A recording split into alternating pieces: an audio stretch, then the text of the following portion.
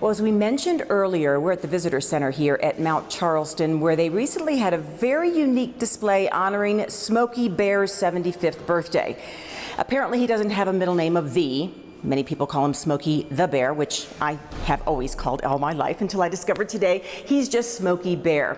This collection was amassed by Larry Binham, who served our community in the U.S. Forest Service here at Mount Charleston and as a school teacher in the Clark County school system. Here's a look at his collection and why it's so special.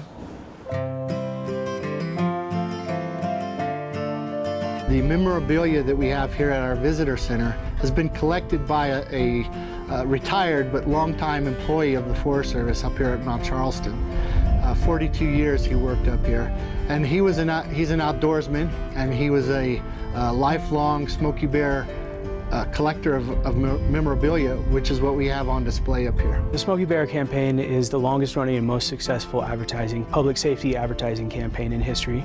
And at one point in time, there was a research study done that showed that he was the most recognizable symbol in America, topping the Easter Bunny and the Santa Claus. Prior to the introduction of this campaign, there were millions of acres burned more on an annual basis, and quite a few more fires.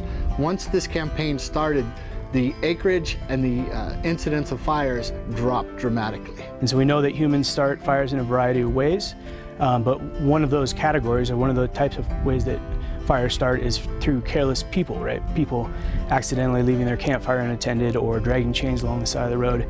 So if we start with that message early and understanding the importance of our natural resources and how to protect them, then people will tend to carry those values on with them throughout life. The Smokey Bear campaign has reached many millions of people over the years, and we see this constantly. Whenever we go to an event, people literally run up for photos or hugs, so there's an instantaneous recognition, and along with that recognition is that message of only you can prevent forest fires. So even today, 75 years later, that message and the impact is still valuable and still works. So that collection has been packed up and moved to Williams, Arizona. But on the next City Beat, we're going to have another story, sort of related, on how you can prevent forest fires.